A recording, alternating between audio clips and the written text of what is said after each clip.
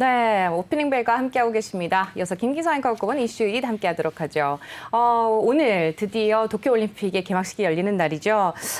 적자 올림픽을 피할 수가 없다면서요. 네, 그렇습니다. 오늘 저녁 8시에 개막식을 하죠. 아마 이렇게 기다려지지 않는 올림픽은 처음 아닌가 싶을 정도로 맞습니다. 참 네. 그런 올림픽인데 막상 일본 입장에서 보면 참 안 됐다라는 생각을 지울 수가 없습니다. 맞습니다. 그러니까 처음에 올림픽을 유치할 때 IOC한테 제시했던 올림픽 관련 예산을 74억 정도로 제시를 했었습니다. 네. 그러다가 현재 일본 정부가 밝히고 있는 올림픽 관련 비용은 154억 달러다 이렇게 얘기를 하고 있거든요. 네. 그런데 여기에다가 사실 경기장 개보수라든지 하는 이런 비용들이 한 70억 달러 정도 더 들어갔다 그럽니다. 그러니까 200억 달러가 훨씬 넘게 들어간 그런 올림픽입니다. 네. 그럼에도 불구하고 이 직접적인 경비를 충당할 부분이 굉장히 없습니다. 그러니까 첫 번째가 무관중 아닙니까? 그렇죠. 티켓 판매 없죠. 네. 그리고 또 일본 재계에서 30억 달러 정도 스폰서를 쓰겠다라고 약속을 했었습니다. 그런데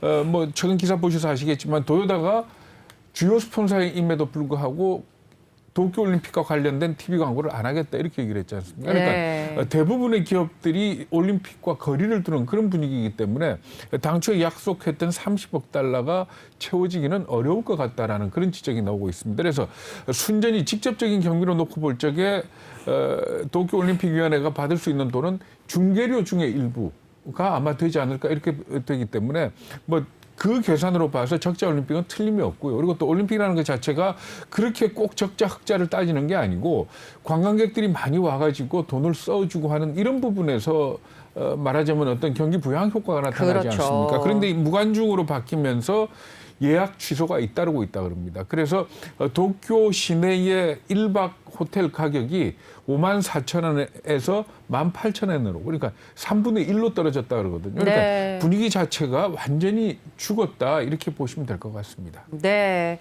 지금 일본 경제가 타격을 입을 수 있다는 이야기도 계속해서 나오고 있는 것 같습니다. 네, 그렇습니다. 우리 입장에서 일본이 잘 못 된다 그러면 좋아하시는 분들 많긴 합니다만 사실 경제적인 입장에서 볼 때는 그렇게 볼 일이 아닙니다. 네. 그러니까 일본이라는 나라의 경제 규모가 어쨌든 세계 3위거든요. 네, 그러니까 그럼요. GDP 규모로 보면 미국이 한 21조 달러 정도 되고 중국이 14조 달러 그리고 일본이 5조 달러가 좀 넘습니다. 그래서 어쨌든 간에 세계 3위의 경제 대국인데 그동안에 워낙 내수가 죽어 있어서 고생을 해왔지 않습니까? 그래서 이번 올림픽을 계기로 해가지고 내수가 다시 살아나고 이게 올림픽 특수로 인해가지고 어떤 마중물이 되지 않겠냐 이렇게 네. 기대를 했습니다만은 일단은 물 건너갔다라고 보는 게 옳을 것 같습니다. 그래서 사실 이 도쿄올림픽이 물론 마지막 변수는 남아 있습니다. 우리도 겪어봐서 알지만 그럼요. 크게 기대를 안 하다가 뭐 축구나 뭐 어떤 그런 구기 종목 쪽에서 좋은 효과를 나타낸다든지 하면은 또 분위기 바뀔 수 있습니다만은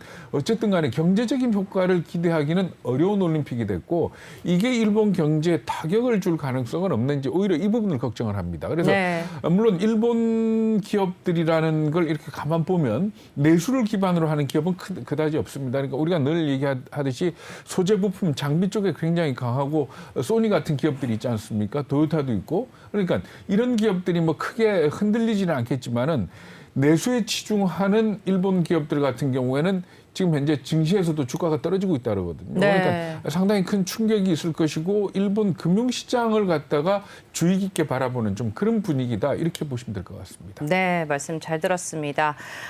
첫 번째 이슈로 또 도쿄올림픽 이야기를 또 해봤고요. 이어서 두 번째 이슈도 좀 확인을 해볼 텐데요. 또 최근에 또 중국 폭우 소식 또 들으셔서 다들 알고 계실 거라고 생각이 됩니다.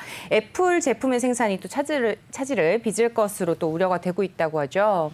예, 그렇습니다. 그러니까 비가 많이 온 데가 그 허난성의 정저우라는 도시 아닙니까? 그런데 여기에 애플 공장이 3개가 있는데 여기에서 근무하는 인원이 대략 한 25만 명쯤 된다 그러거든요. 일부에서는 뭐 16만 명이다라고 얘기를 합니다만 네. 거의 한 20만 명 정도가 일을 하고 하루에 생산해내는 아이폰의 대수가 50만 대. 그러니까 네. 전 세계 아이폰 생산량의 절반 정도를 이 정저우 공장에서 생산을 하고 있는데 워낙 비가 많이 오면서 이 공장이 침수가 됐었다는 겁니다. 물론 여기에 대해서 폭스콘 측은 네.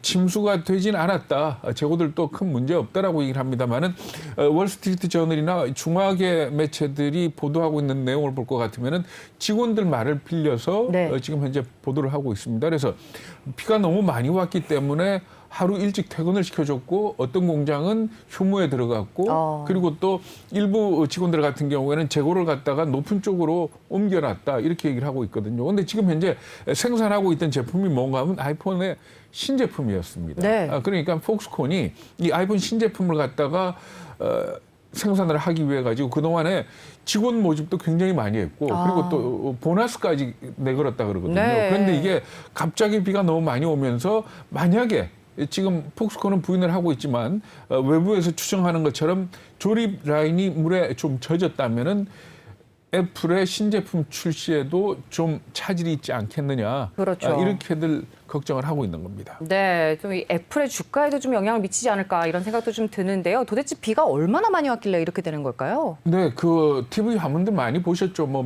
20명 이상이 뭐 숨지고 뭐 네. 실종되고 하는 그런 얘기 그리고 또 지하철에 물이 엄청 들어오는 거 보셨지 않습니까? 네.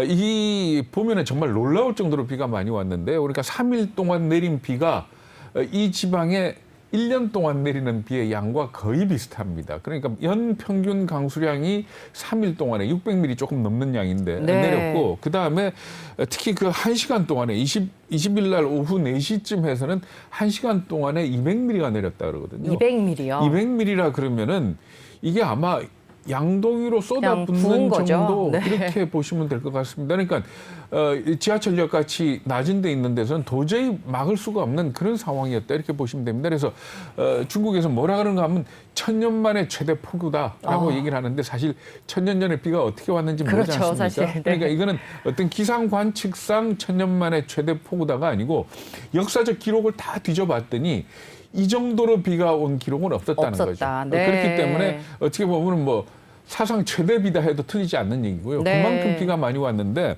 문제는 중국만이 아니고 지금 뉴스 들어오는 걸로 보면은 독일도 비가 그렇습니다. 많이 오고 독일, 벨기에 뭐 다 난리죠. 네. 그러니까 이게 아마 이 기후 온난화 때문에 그런 건지 뭐 제트 기류 때문에 그렇다라는 얘기까지 합니다만은 이런 것 때문에 아마 이 기후 변화에 따른 경제적인 충격 네. 그리고 거기에 따른 기업들의 어떤 데미지 이런 부분에 대해서는 주식 투자하시는 분들도 좀 주의 깊게 지켜봐야 될 것 같습니다.